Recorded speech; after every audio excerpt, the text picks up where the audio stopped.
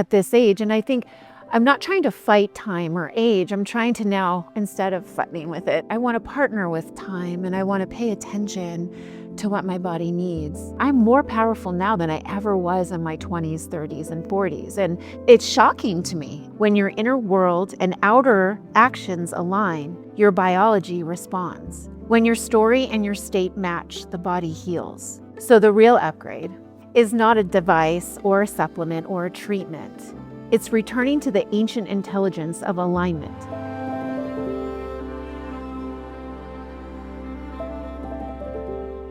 Dr. Michelle Manu, so happy to have you here. Thank you, Makai. You have such an interesting background. You have a background in law, metaphysical science, and martial arts. It feels so different. What's the one thing tying these things together? Well, it's funny, I think in like the colonial sense, the modern sense, it feels like these are three different fields, but for me, they actually merge.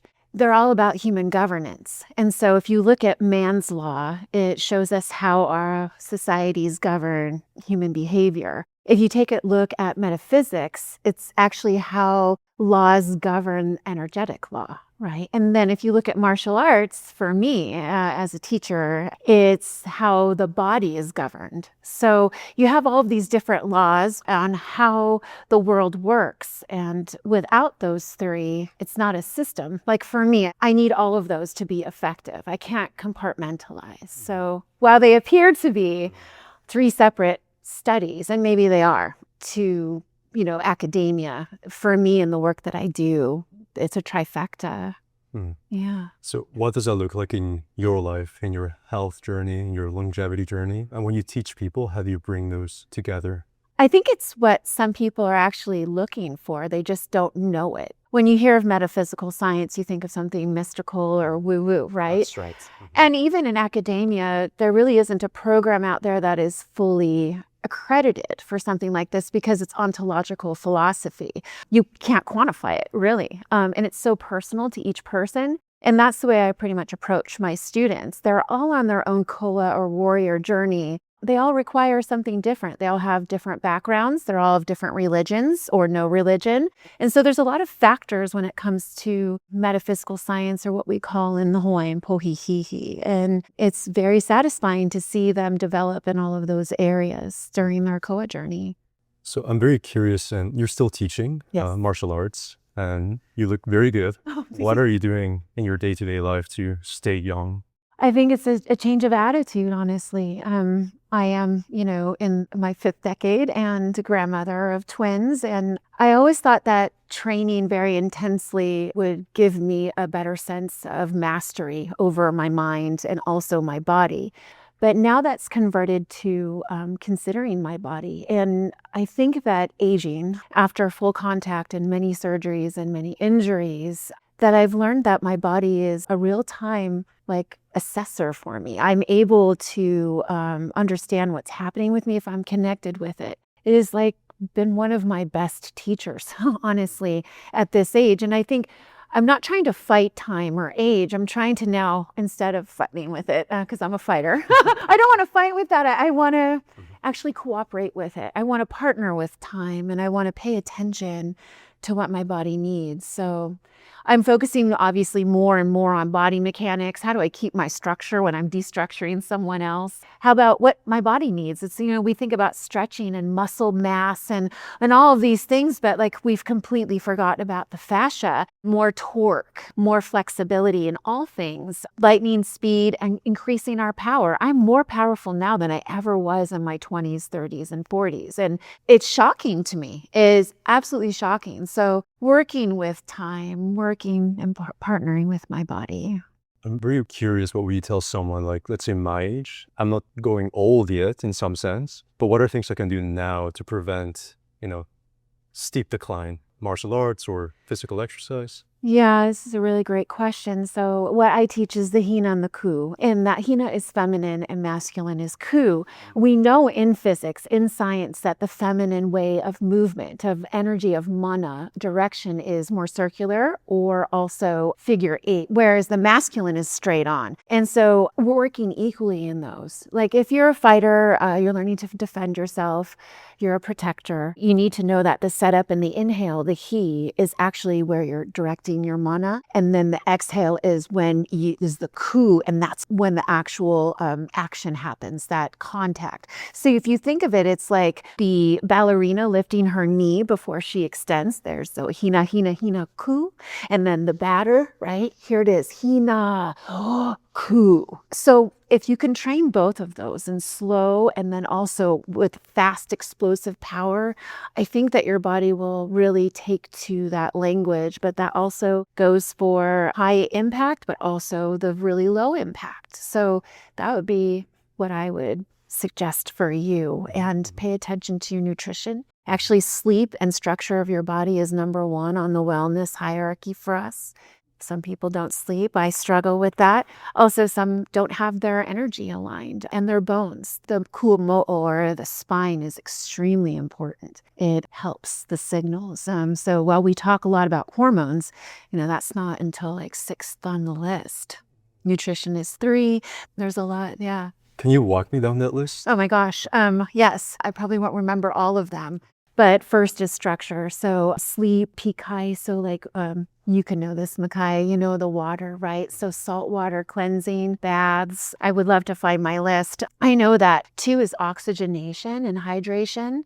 Also adding sea salt to your water. Water is just not enough by itself. We know this. So adding your minerals and hydration, electrolytes, oxygenation. So the hyperbaric and things of that nature. Being outside, breathing fresh air under the halogen and fluorescent lights constantly. 3 would be nutrition. Most of what is offered to us is fake foods full of preservatives, alternative food, which is chemical based. And so even non-meat eaters can eat things that are extremely unhealthy for them. So making sure that our nutrition is providing for what our body needs, which shifts for each one of us. It could be gender-focused, aged, our output, our input, and how we rest. There's plenty. There's the 4 and 5. I'll have to give you the list, but 6 is hormones. So it's not number 1 like we thought. Yeah. So while I have you here, I really want to ask you about your background in martial arts. Yes. Because from what I understand, you have a very special type of martial arts, and you've been using certain terminology, Hawaiian names for things. And I think for a lot of people, this is something very new. And I think it'll be very interesting for them to learn a little more. So if you could please just tell me more about that. Sure. It's not mainstream. It's not commercial. My school, I don't seek students. They seek me out. And Lua is the sacred tradition of the warriors. If you've seen any depictions, it's not sport. We did have the Makahiki Games, or what you call the Hawaiian Games, during Makahiki season, where everyone would compete. The best way I can describe it is if you were to look at ancient hula or ceremonial hula of kahiko, and you turned that into striking and blocking, locking, and joint breaking, that is what the lua looks like. It's based, at least a lineage that I teach and have evolved, it's based on animal movements and, of course, nature movements. So we could have up to like 6 different animals expressed within one eye or technique. And to me, it's very serious because it's the only sacred tradition, or what people would say cultural practice, that has to deal with life or death. So if you're a lauhala weaver, you don't deal with life or death. If you're a hula dancer, you don't deal with life or death. So you see, it's a very serious profession, if you will, in our culture. That's very interesting because in one sense, like, you fight life and death. Yeah. You train yourself for that. But also we, every day we face that, and we have to face our health and how to grow older. Right. I'm just really curious about how you think, even with your metaphysical background, about the nature of mortality. Oh, I feel mine every day, especially holding the information that I hold. So it's, more focus on legacy now. I really do need to put it in writing. It's the interesting thing. It's that dance of Po, the eternal and immortal womb. The darkness, the non-physical, versus Ao, which is light in the physical. So you could say feminine, masculine, if you would, Makai. It's making friends and seeing that beautiful hula between the two in life. I think if we don't embrace that, we're imbalanced, and then we start to see our physical systems start to deteriorate, not be optimal. So when we start to really be coherent to both sides, we see our systems thrive, become healthy, rejuvenated, and even like we're here, longevity, right? Health is how we care for ourselves, but longevity is the quality of that health, is my opinion. So how do we find the quality? And we can't do that without acknowledging certain facets of ourselves, certain facets of the people we deal with and our world. So you do have a PhD in metaphysical science. Yeah. What does that look like? Because I think we talked about how it might be a little abstract for some people. It is. How do you implement that when you teach? How can we make something metaphysical? Well, it's interesting because it comes in so many different forms. And when you hear metaphysical, sometimes, people interpret that as like UFO religions and, tea leaf readings. That's not what I do. If it works and that's your gift, I think that's wonderful. I'm more science-based and more movement-based, very much focused on energy, whether it's tangible or intangible. I'll go to the self-protection. I'll give an example. 9/11 happened, and a lot of flight attendants and pilots grounded themselves. They couldn't believe, nor could we believe, what happened. Obviously, they weren't on the planes, but they didn't know the individuals that were impacted. It was their profession. It is their profession. So a lot of pilots and flight attendants were on administrative leave.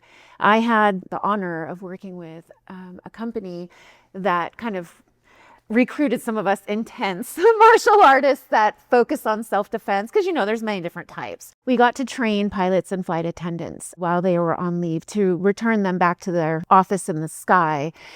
And some of them went through the training. They courageously worked through their PTSD, which is non-physical, right? You can't bottle stress. You can't examine it, but it's showing itself in the physical body. So the mental health was low. So we were able to train them, and some of them got off of leave and returned to work.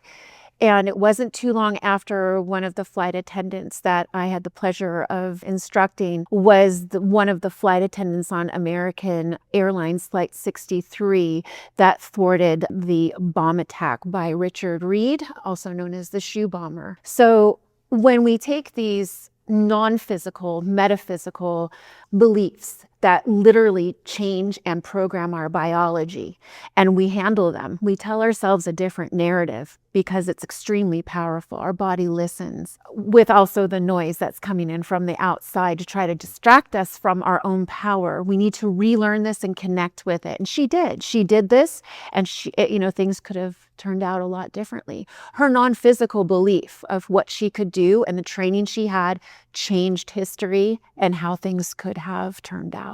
That's one way I can see metaphysical turning physical. Yeah. Is it the same when it comes to martial arts? How much is physical? Just going to the, dojo or like the studio, the mat, and putting in the punches? Or how much is it sitting down, contemplating, thinking about the movements? It's so funny because pre-COVID, it was always about the body training the brain. You didn't really have to think much. Now that a lot of my students are international, and it's changed the way that we learn and think. At first, you got to get it in the mind, then the body moves because you're not sure what you're looking at on screen.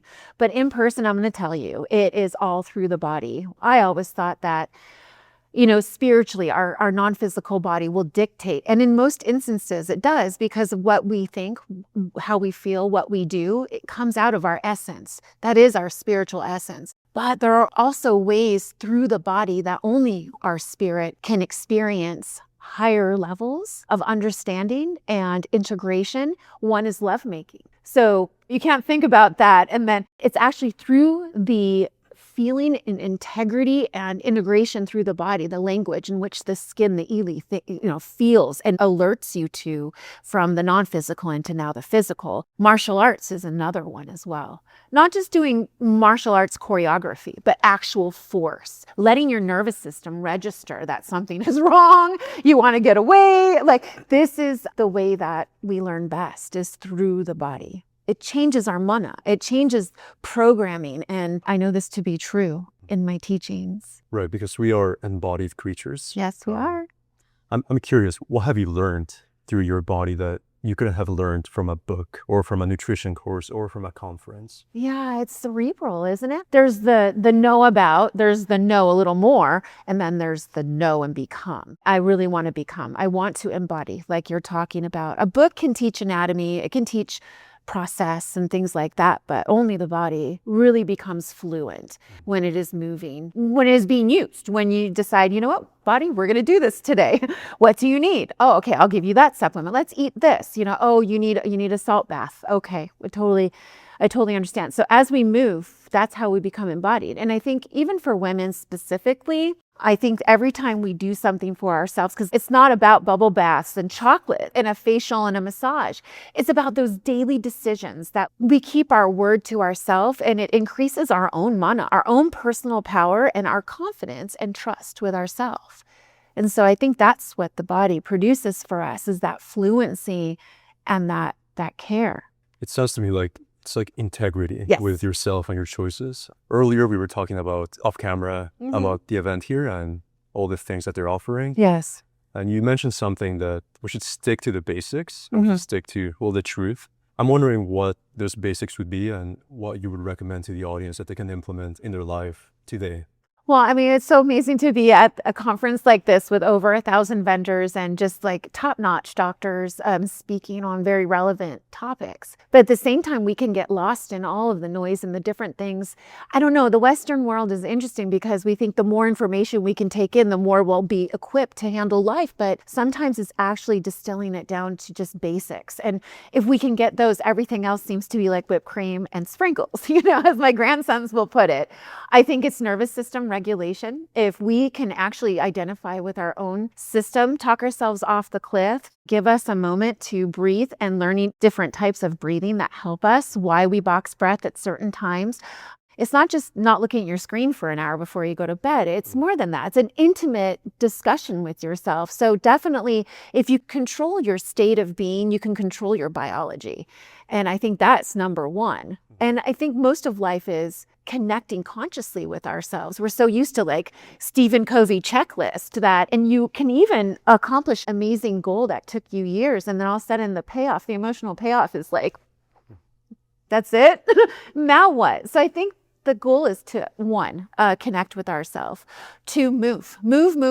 Keep in movement. I'm not saying like run yourself ragged. You need to rest too. But if the rest is beyond what you need to be productive when you start moving again, then you'll fall into a poor habit that needs to be deprogrammed. And we always need to look at why are we resting and then run back into the action. And then nutrition, absolutely. We need to watch what we're feeding. How are we feeding? Fasting is amazing. If you can fast 3 to 5 days, women, it should only be like 48 hours sometimes, just water. There's some discussion here about alternative fasting, but this is how we heal ourselves. Give yourself a reset, not just physically. The body needs it after taking in so much junk, but also our spirit needs it too. Our mind quiets. We find that we're really connected to the earth and that we need to kind of release that for a bit. Nutrition and fasting for sure.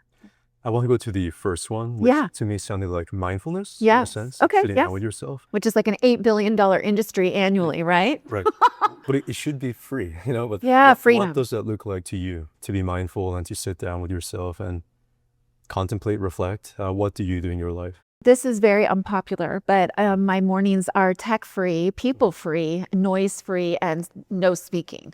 So I'll get up and I quietly will go outside, see my dog, and I do my affirmations. I try to make sure that I take control over my chemistry before the world tries to take control over it. And there are things that happen. I don't walk in kumbaya every day and everything is peaceful. In fact, I thrive situations that occur, I think, because I connect with myself first thing in the morning.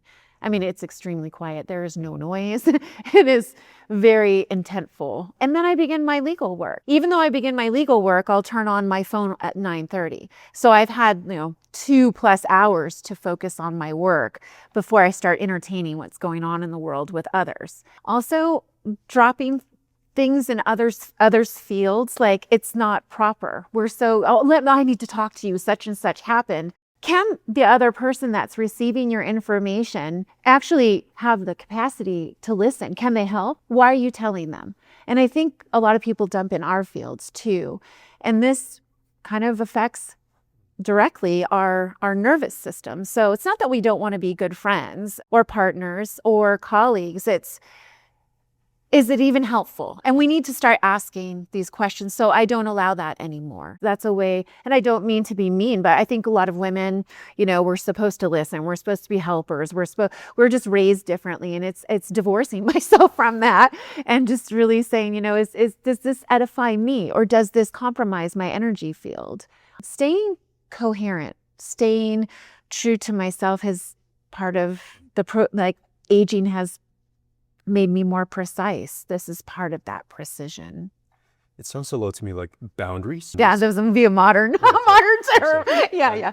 I'm sure you're very good at it physically if someone Oh, wants to attack you. Yeah. But what does it look like emotionally? What will you do, if there's someone that's nagging at you, and for your own health, you have to set that boundary? Yeah. I think people have a really hard time doing that. What would that look like? It's really hard. I mean, I'm not going to pretend it's difficult, because it depends also how the other person, what type of relationship you have with the other person, and if you feel some sort of responsibility. I tend to look at physical boundaries the same way I look at energetic boundaries, because it's not just physical violence that I'm a protector against. There's also energetic violence that occurs. There's financial violence. There's all sorts of violence out there, severe. And when I say violence, I mean violence against the vulnerable, meaning there is no power distribution. One person holds the power. The other person is disadvantaged as far as challenges physically, emotionally, mentally, even monetarily. That's when I say violence. So like the equivalent of being able to escape a situation without engaging would be just responding to someone else in silence. Our silence is so very powerful. Don't give in and don't tether yourself energetically to have to engage with that individual. But, if we look at the blocks and the punches and the sweeps and the takedowns, I have analogies for that in the energetic too. Sometimes we do counter. Sometimes we do reply. Sometimes we angle off. Sometimes we go straight in. Sometimes they get double elbows, Sometimes I do the shark bite, and it just depends on the situation.